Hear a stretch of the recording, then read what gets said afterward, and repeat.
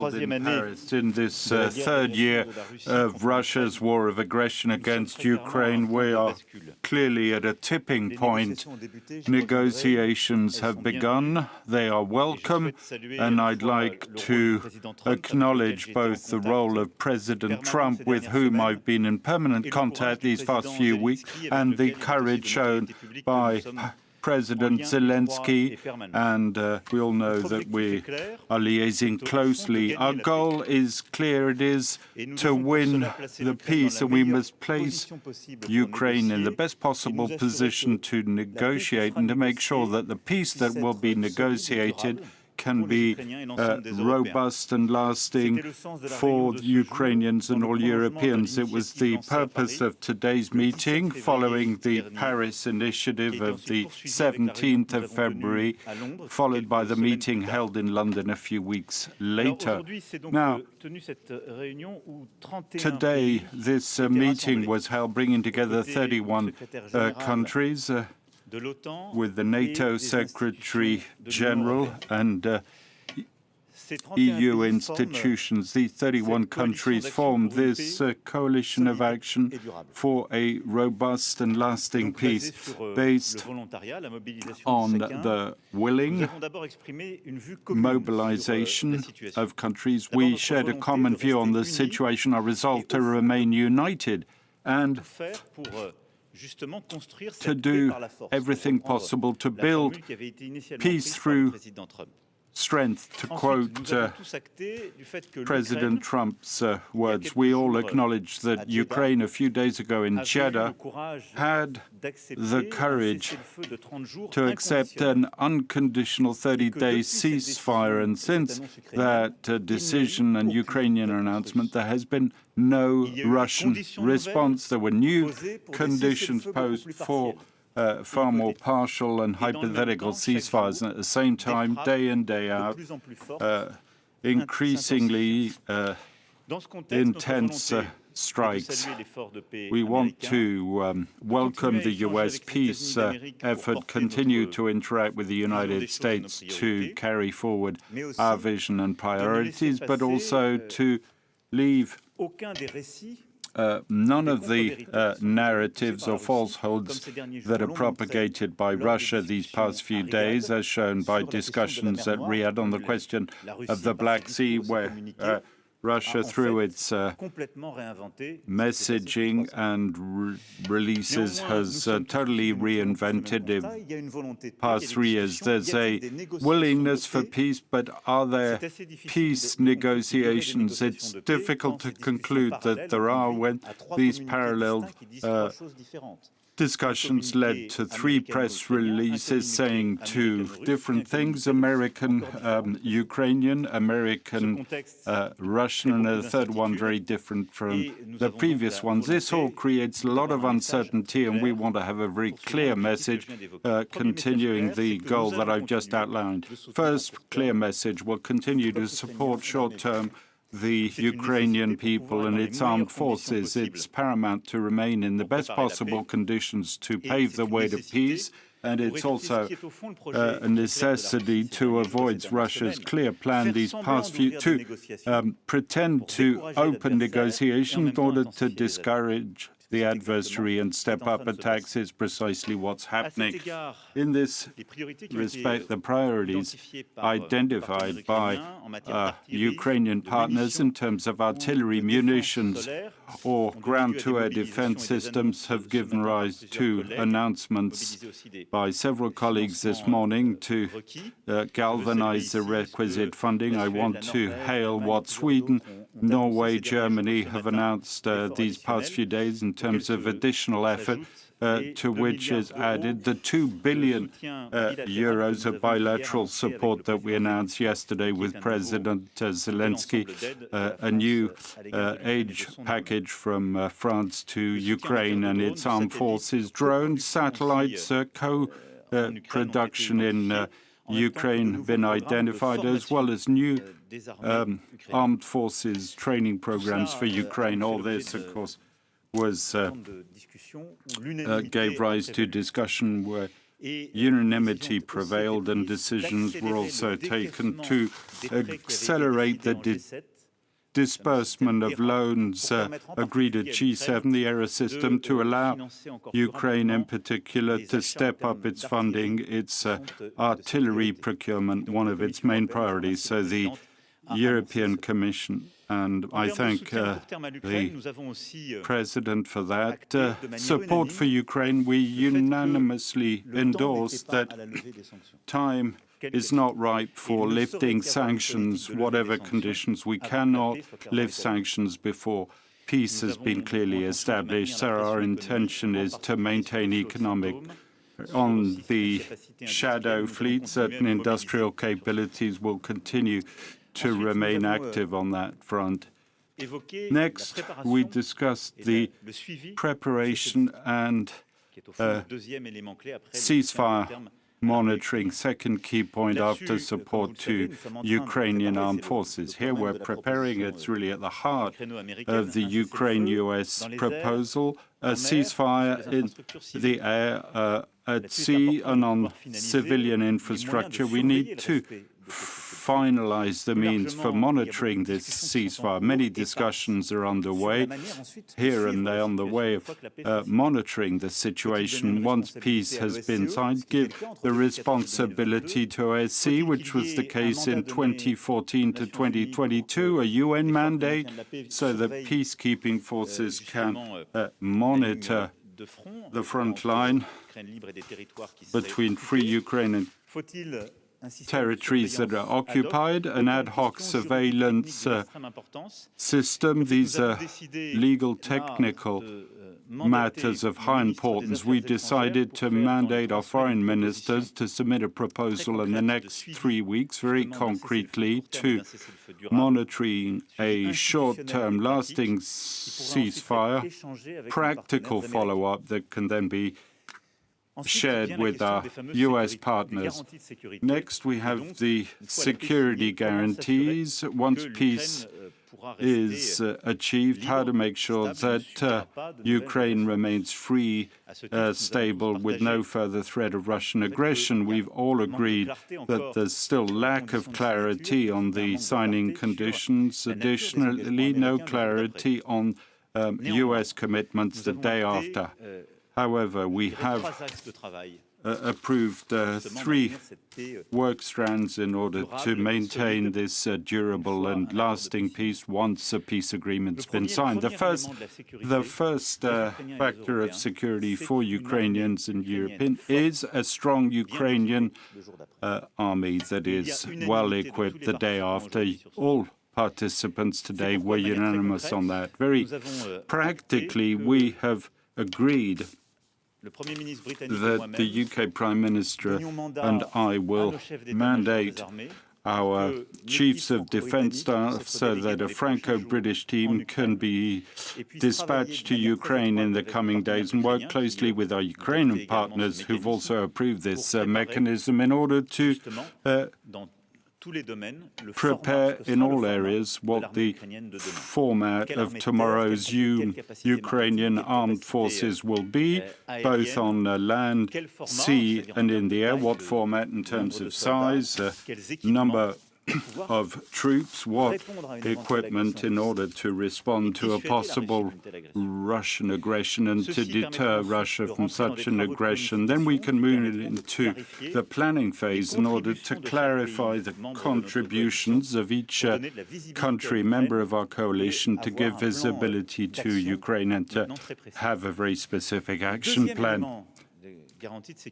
Second component of the security guarantee are the reassurance forces that we might deploy the day after in Ukraine. Reassurance force was the proposal by the UK and France a few weeks ago. They're not going to be peacekeeping forces. I responded to one of your colleagues to clarify. They're not going to be presence on the contact line or forces that will in any way replace Ukrainian armed forces, but these would be forces from a few member states present. There's no unanimity. Some countries don't have the capability, others have the possibility. They'd be in pre-identified locations with the Ukrainians who would sign support over time, a reassurance by Europeans, and would act as a deterrent to a possible Russian aggression. This will be worked by our chiefs of defense as part of the mission I've just outlined, to have the map of the points identified, also agreement on the format of these reassurance forces. It's clear, it was clearly set out that these reassurance forces would in no way replace or in any way reduce our collective effort on NATO's Eastern Front. It would come in addition and on a modus operandi that may sometimes be similar to what we do in some of these countries. Third component in terms of security guarantees is, of course, our own defense. I believe there was unanimous view to agree that Europeans are far more united than a few weeks ago, far bolder and convinced that everything that's happening in Ukraine today in the weeks to come, it's European security over time. So we've agreed to strengthen our response in terms of security architecture for our continent by acknowledging everything done by the EU in each member state, that is to say, increase our capabilities, investment in our armed forces in order to deter and also to prepare long-term the peace in the continent, increase coordination between our defense industries and armed forces, and approved a joint effort to define the requests and requirements that we will impose on Russia to strengthen our collective security that has deteriorated these past few years, deteriorated because of decisions by the US and Russia to exit the INF Treaty and deterioration of capabilities and additional forces of Russia in Belarus, to cite but a few examples. Those are the main conclusions of the summit that's just ended. It also concluded a mandate given to us by our colleagues. They asked us, together with Prime Minister Starmer, to co-steer this coalition and together coordinate initiatives, reports, so as to maintain the current momentum. Together with Prime Minister Starmer, we'll assume jointly the responsibility of steering this coalition of action for a robust and lasting peace. So, as of next week, our diplomatic advisors will take several initiatives and follow up on the decisions taken. Similarly, our chiefs of defense staff together will continue on the basis of the mission and mandate outlined. I'm now ready to take your questions. Thank you, President. From AFP, you mentioned this reassurance force. You used the conditional tense. Can you tell us perhaps what was endorsed or agreed today? The principle of sending European reassurance forces of NATO allies to Ukraine has been approved. The day there's a peace agreement, whatever happens, there'll be a reassurance force for Ukraine. Will France take part, and if so, in what form? Was there also a land component to these forces, or merely air? Is it still up for discussion based on Russia's response? Thank you. Well, today these reassurance forces are a Franco-British proposal approved by the UK and France, called for by Ukraine, also approved by several member states who expressed their willingness to join it. It's not unanimously approved today, and that's common knowledge, and we don't need unanimity to do that.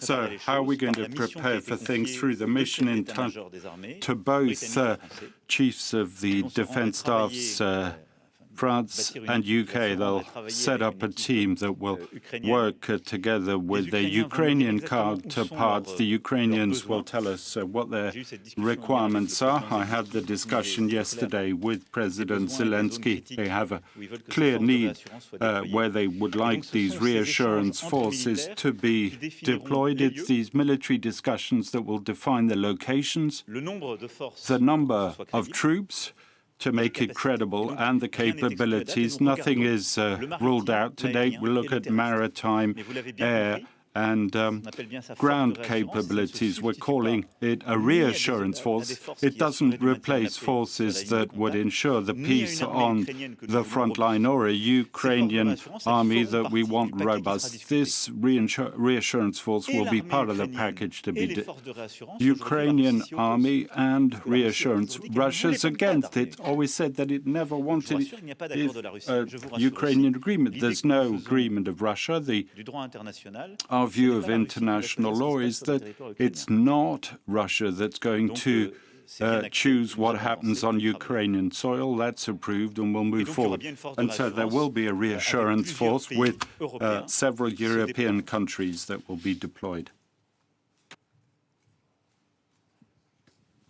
Bonjour, Monsieur le Président. Je suis journaliste pour Phoenix TV de Chine.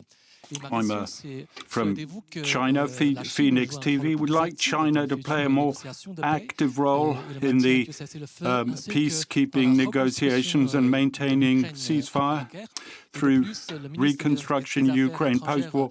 And the foreign minister's beginning his visit to China. Is Ukraine a central topic on the agenda of this visit? What are you expecting from this? Indeed, I asked the French foreign minister to travel to China to discuss, first of all, the numerous bilateral issues and the major international matters, and Ukraine is part of those prominent international issues. I'd like China to play an active role, given the quality of dialogue that it currently has with Russia, the peace initiative that it took in conjunction with Brazil a few months back. I'd indeed like President Xi to play a very active role in helping us to forge this robust and lasting peace. And I think China is more than legitimate to do that as a permanent member of the Security Council, given previously taken initiatives.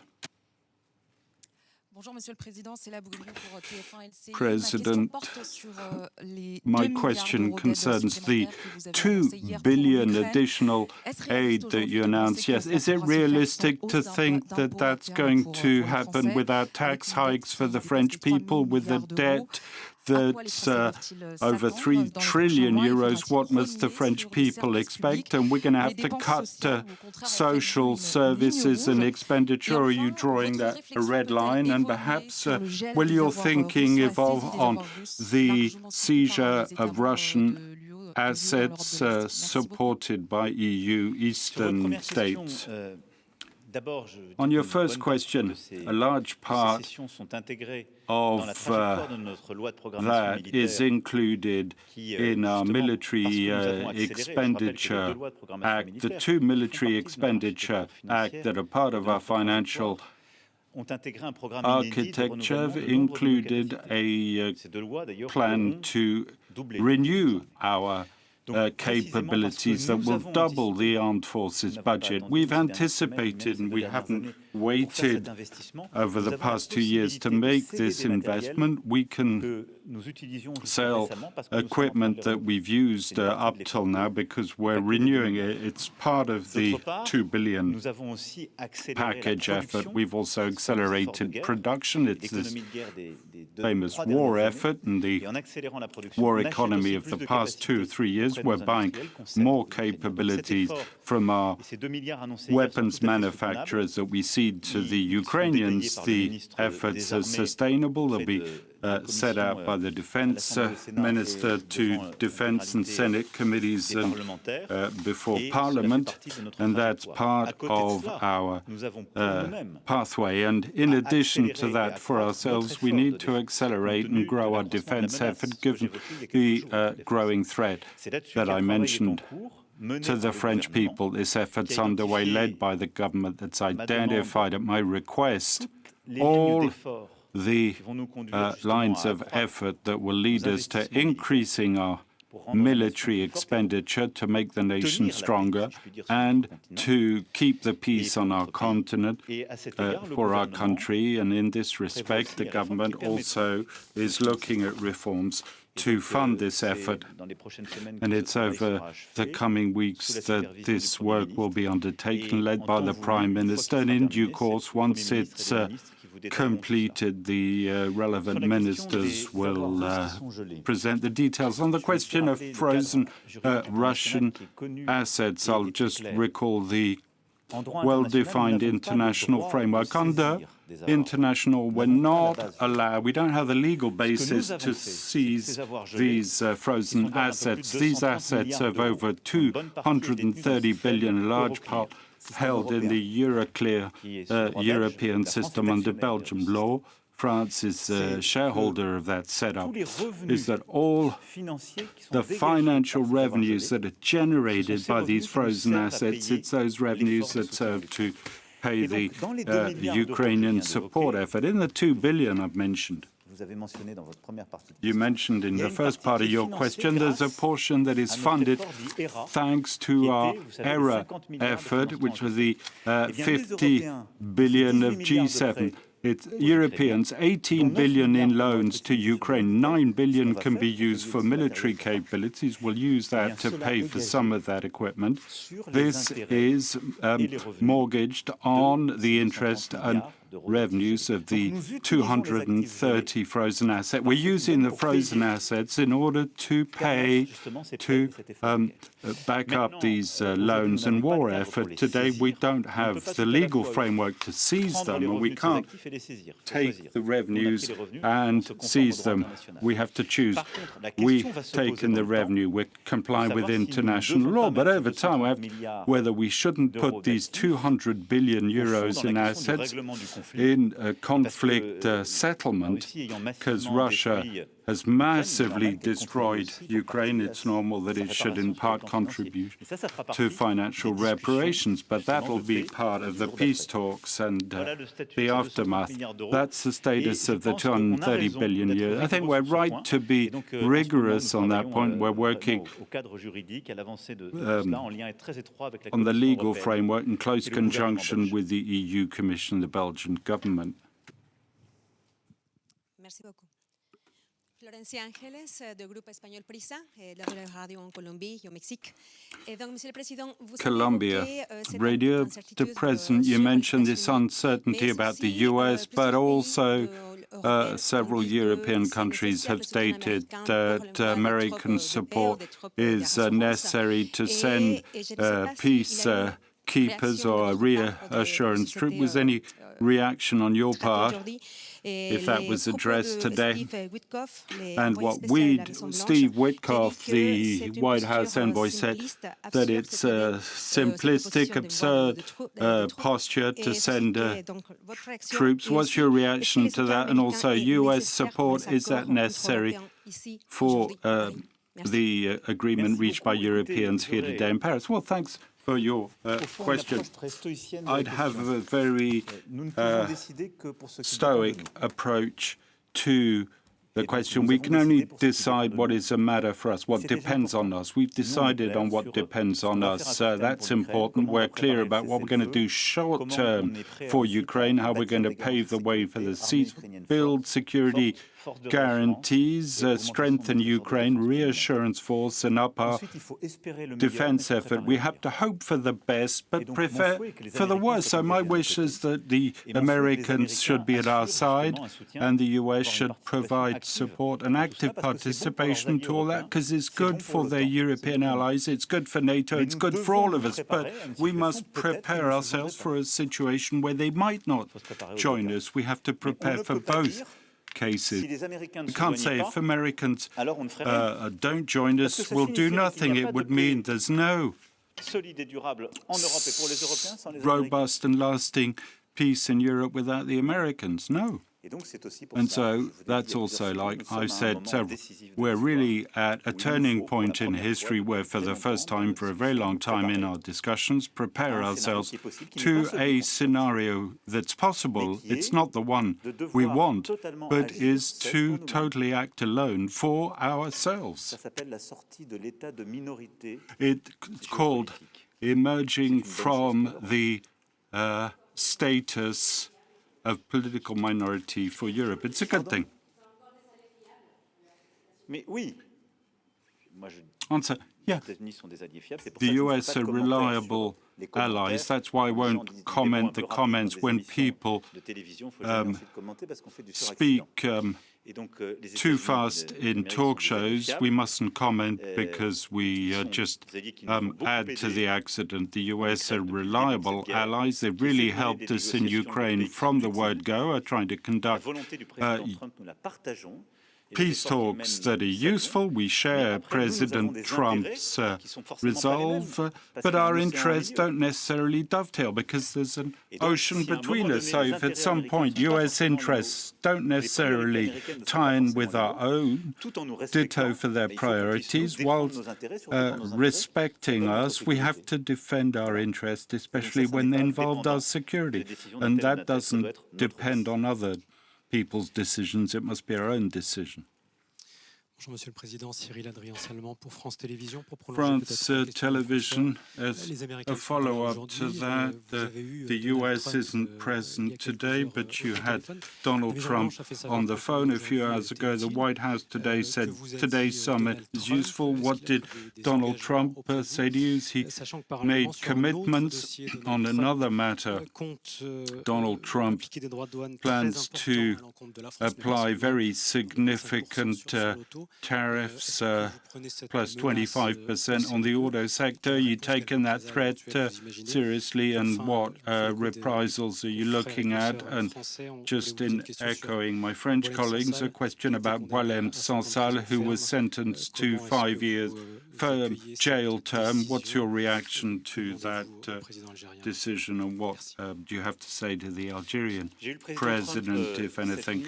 I spoke to President Trump last night, and I'll be speaking to him again to report on our discussions and conclusion. President Trump's priority is to complete discussions currently underway with Russia, and I think it's a very good thing.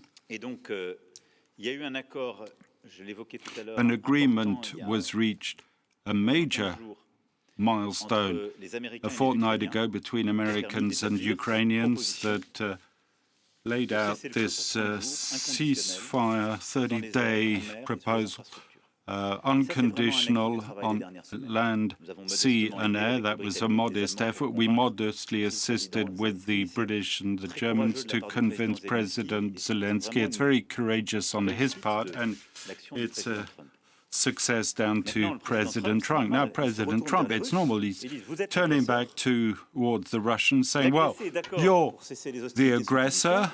The aggressor agrees to this unconditional peace 30 days, so President Trump is waiting on a clear response from Russia. And he's right, and we support him. If the response from Russia isn't forthcoming, then President Trump will in a way feel fleeced and discouraged, and I would share that view. So that's the priority. We are doing a support effort, which in parallel with these discussions, we're providing for all the rest. That is to say, continue to help Ukraine so there aren't short-term problems, helping them to resist, to frame the ceasefire once it's signed, and to support Ukraine once peace is signed, that it's robust and lasting, deterring Russia from further aggression. It's complementary work. We're coordinating. We'll see in the days and weeks to come.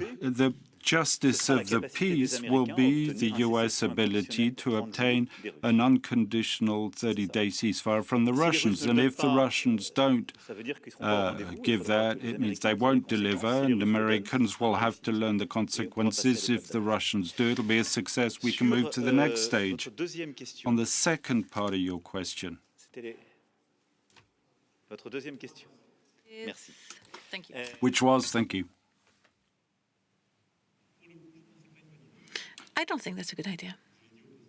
I told President Trump, President Trump, and I'll keep repeating that, at a time when, as we see, U.S. markets don't consider that it's a very good economic policy. At a time when, quite rightly, President Trump is asking Europeans to up their military effort, to apply to do their own military security, that we're not going to pay for you. It's not the time to apply these tariffs. It's not consistent, and it destroys value for everyone. I mean, international trade is structured in such a way, notably between the US and Europe, such that trade tends to create growth, innovation, and progress for our societies. To slap tariffs is to break down value, to create inflation and destroy jobs. It's not good either for the US or the European economy. It's not good either for Canada or Mexico. I think there's a form of paradox in seeing the main US allies being the first to be taxed. If the geopolitics of the moment priority is to tax Canada, Mexico, and Europeans and not budge on the rest, then I haven't understood the order of things and the geopolitics being followed. So I don't think it's a good economic idea, not a good geopolitical idea. The timing isn't good. If it were to happen, I'd regret it. And without a doubt, the Europeans would protect themselves by responding. And the aim of a response, it's not the Europeans who are aggressive on the tariffs, would be to find an agreement to dismantle all these tariffs. But it's all rather a waste of time. It's going to create a lot of anxiety in many sectors. So we'll ensure very closely that we can support with the European Commission all the affected economic sectors and to provide the necessary responses. It's not a decision that's going to improve progress and prosperity in our society. So I hope that perhaps after announcement that will come, President Trump will revisit them and come back on the decision. To turn to another matter, the sentence rendered for Boualem Sansal, who's a great Franco-Algerian. I'd like to express my full support to him and his family, and I earnestly hope that after this ruling, that can be clear human and humanitarian decisions by the highest Algerian authorities so that he can once again become a free man and receive the necessary health care as he's a sick man. And I know I can count both on the common sense and humane attitude of the Algerian authorities to take such a decision. Bonjour, Monsieur le Président.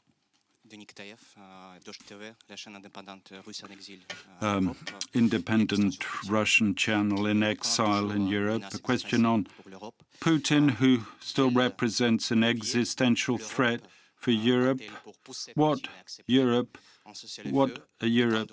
has in terms of a lever to push Putin to accept the ceasefire. You mentioned Donald Trump's role. Can we still trust Putin when he never is true to his word, how to negotiate peace after war?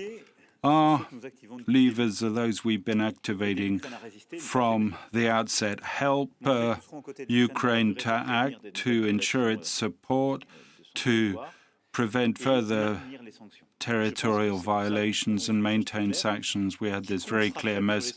Whoever is weak in terms of sanction is removing levers in respect of Russia for credible negotiations. Next, I think Americans also have a great many levers to hand today. They're embarked in negotiations. But I'm confident in the fact that if Russians were not to respond to the 30-day ceasefire, well, Americans can take stronger secondary sanctions that would exert further pressure on Russia, then we'll have to negotiate the next steps with Russia, get round the table, we'll do that. We'll be at the table to talk to President Putin and all the teams mandated the day after for Ukraine and for we Europeans.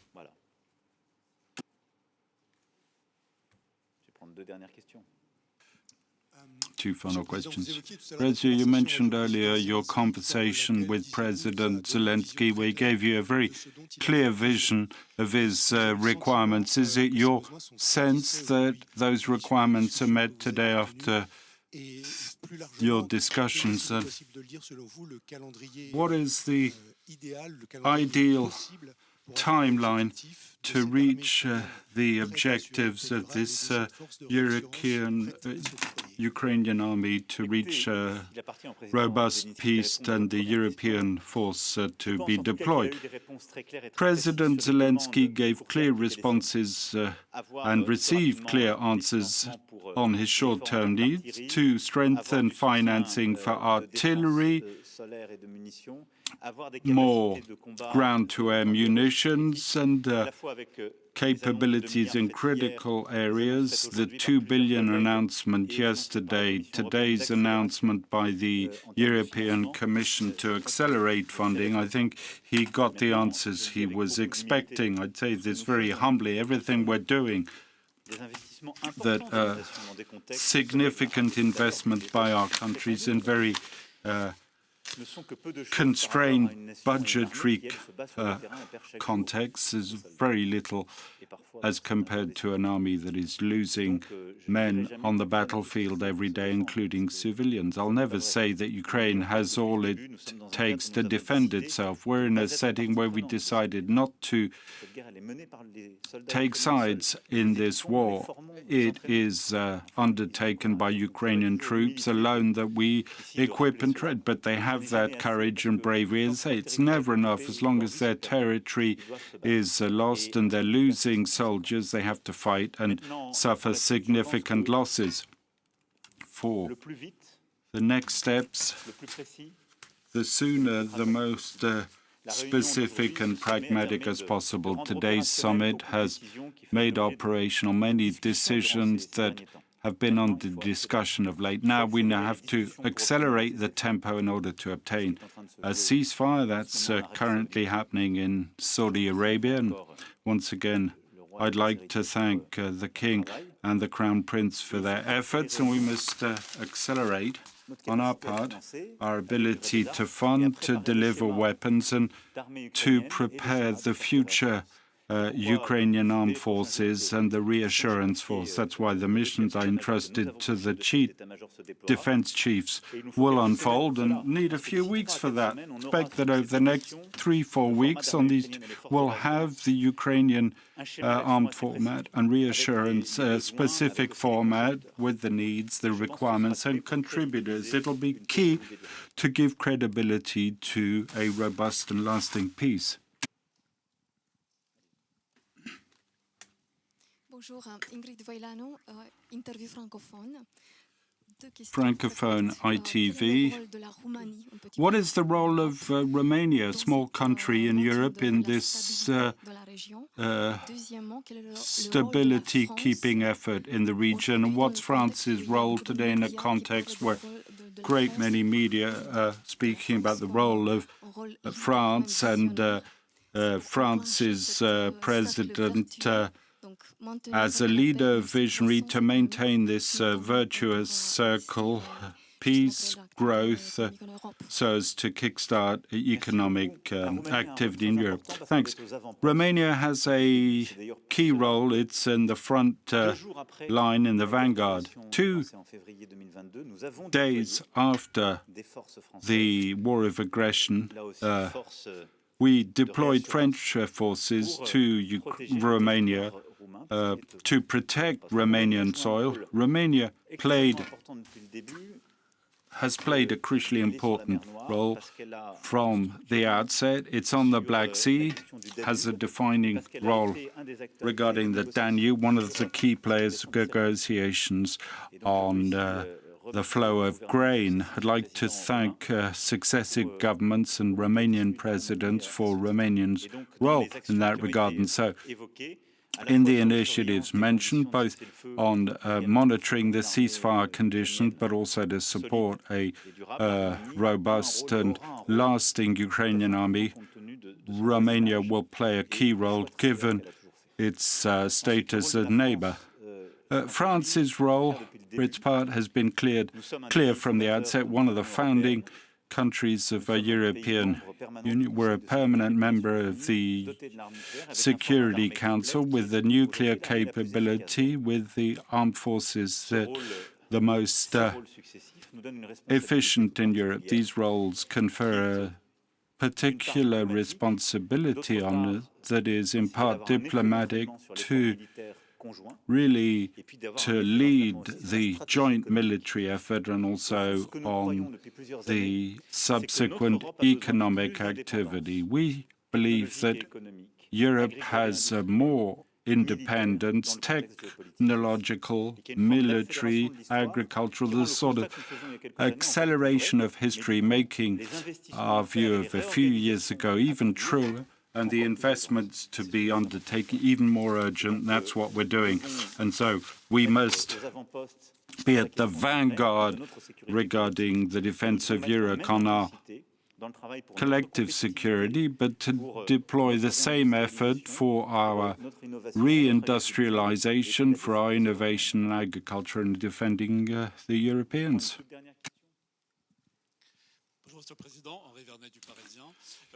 The Parisian,